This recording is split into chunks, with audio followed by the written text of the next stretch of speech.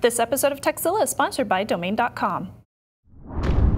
Shannon's got the new Galaxy Note 4. Shannon, is it everything you hoped for when you whipped your credit card through the internet? Oh boy, oh, that poor credit card. This is the Samsung Galaxy Note 4. It's the newest addition to Samsung's lineup of phablet-sized phones, and it's the first time that I've actually gotten to test out a phone this big. So this is new for me. It does have a pretty large screen. It's about 5.7 inches. It's definitely really big, especially for my little hands, but it's also very thin. So it only weighs 6.21 ounces. The Note 4 currently comes in black or white. Mine is black, obviously, but you can also get champagne or light pink versions. Those are listed on their site, but they're not available through Verizon, which is the one that I have. It's $299.99 from all major carriers with a contract, or you can also get it for around $700 off contract, and it goes up from there. Like all Samsung phones and tablets, this one does run Samsung's TouchWiz launcher, so it's a little bit different from vanilla Android. I came from vanilla Android, so I spent a day just messing with the software to figure out where everything is. You'll notice a couple of little differences, like the menu's a little bit different, the settings are a little bit different, but overall it's not too hard to figure out.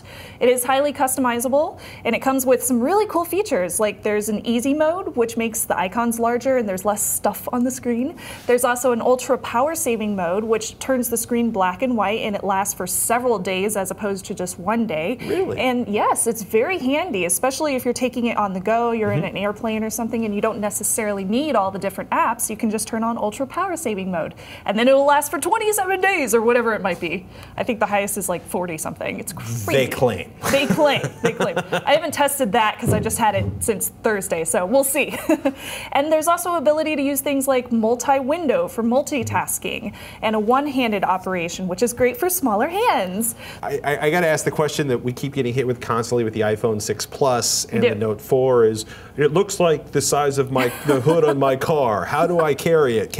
You can operate it with one hand because of the special features they've added in? I can actually just operate it with one hand just normally. I just move my hand around like normal, and I haven't had a problem with that. Most of the time, if I'm on my phone, I'm using two hands anyway, so it didn't distract me away from using it. The only time I had an issue was when I had a Starbucks coffee in one hand and this in the other, and I was trying to get around on Facebook.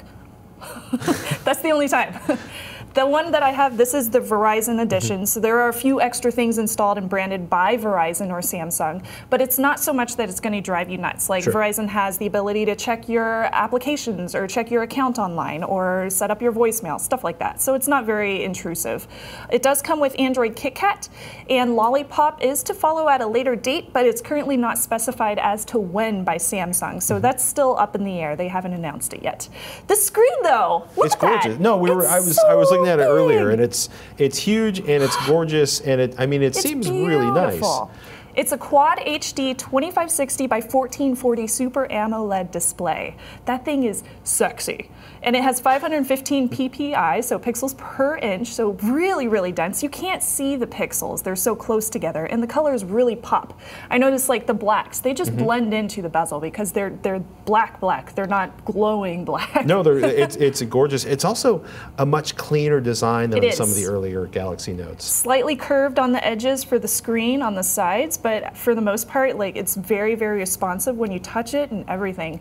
If you pry off the back, and I can do that with my nails if you want me to. I'll let you break your phone. Yeah, let me break the phone, because I've gotten pretty good at this now. If you pry off the back, you'll notice that it has a couple of different options. By the way, the back has this kind of fake leather look. I hate it. It's not my choice. I prefer a matte plastic look, a matte, like kind of a rubberized texture where it doesn't pick up fingerprints. This doesn't pick up fingerprints either, but yeah, it doesn't really slide. It's very easy to hold, but I just don't like the look of it, so I'm just going to cover it up with a case. That's my plan. You do have room for a 3220 mAh battery, so that's pretty big battery, and since it's so big of a screen, you kind of need it. Up to 128 gigs micro SD card, and then you also have a slot for your SIM card if you have a SIM. I also got 32 gigs inside my Note 4, so plenty of room. It's enough space for me, and it's also nice to have that micro SD card room on the back. Now, the battery will last well over a full day. I was able to use it for about 14 hours, and I still had 21% left on my battery. And that's with my normal use case scenario where I'm checking in on Facebook and Twitter with my social networks, with my viewers, and I'm checking my YouTube videos and commenting, and, you know, running around taking pictures of my cats. So it's pretty constant usage, but if you're on the internet watching Netflix, you'll get about 11 hours out of it. Sizes start at 32 gigabytes, so they amped it from 16 up to 32 gigs, which is awesome, of internal memory. You also get 3 gigs of RAM, and then a 2.7 gigahertz quad-core processor. They also have things like GPS, NFC, Bluetooth, 4G LTE, kind of go figure, and Wi-Fi up to AC is also included. So it's a tier 1, you know, top of the line, state-of-the-art phone. And then you get, you know, you have gesture controls, like you can swipe to take a screen capture, so I can do this. And then it'll take a picture of my screen, which is kind of weird, especially if your hand's sweaty and you can't really do it I'm just smoothly. excited that it actually worked. There's an IR blaster, so you can use this to change channels or whatever. There's also a finger scanner, so if I lock my screen and then I turn it back on, I can swipe to unlock my screen. It works really well, so it's worked every time I've used it. There's also a heart rate monitor on the back. I haven't tested that too much yet, but it's pretty responsive. It works just fine if you hold your finger over it and try to make it work. It's a floor wax. It's a dessert topping. So one of the fun things about this, a lot of people have been talking about this, is you get an S Pen with it. And you can take notes. It'll alert you if you walk away from your phone and you leave the S Pen behind, which is very handy.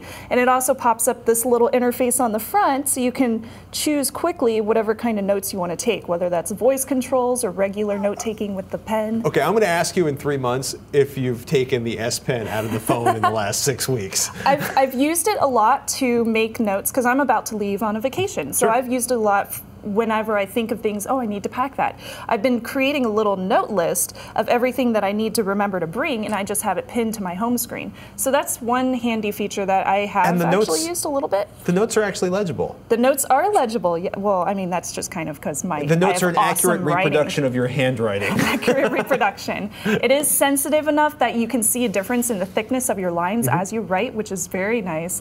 And lastly, I wanted to talk about the camera. The camera, It's a 16 megapixel camera on the back. And then the front has a 3.7 megapixel camera. So a lot better than what I've been used to on my Nexus 5. Are the images crisp or are they overprocessed, which tends to be one of the nightmares of Android cameras? You know, I agree. I feel like the 3.7 megapixel one is overprocessed. Sure. I kind of feel like it washes me out. The back camera looks beautiful. I love it. It's very, very crisp. It can do some really cool modes that are built in, like action shots and selective focus, which I did with Liz over here. And then we also have this thing called Beauty Face, which I'm sure you're familiar with if you've used the Samsung phones before. No, stop. What is Beauty Face? Beauty Face basically takes away any zits. Really? Yeah, so it makes it look like you went to that place in the mall and got your pictures taken. I just prefer to stick with HDR and the default camera because that's easier. And it can also do up to 4K video, which is pretty cool. And these files will obviously be huge though, so you can also stick with 1080p or 720p. Those are options as well. The speaker is on the back down here. It's not that great. It's a little tinny. It's too quiet for my it's too quiet for my taste. I personally don't like it. I wish they would have put it on the bottom. That seems like it would make a lot more sense to me. Call quality, though, is excellent on the phone. Although I'm on Verizon, and Verizon's really good in San Francisco, so I didn't have any problems there. I didn't get any call drops or anything like that. And when I used the speakerphone, people would hear me very clearly. I was actually able to set it like really far away and be able to talk at my normal voice, and people could understand me. So that was a definite pro for me. So, thumbs up? I love it. Yeah, I give it a thumbs up. Are you still ordering the Nexus 6? I want to, but I think I'm going to wait for the Nexus 6 to find out if it can do, if I can root it, and if I can do things with my SDR radio antenna. So I'm going to wait on that until I can finalize those features. Are you going to root this? Maybe.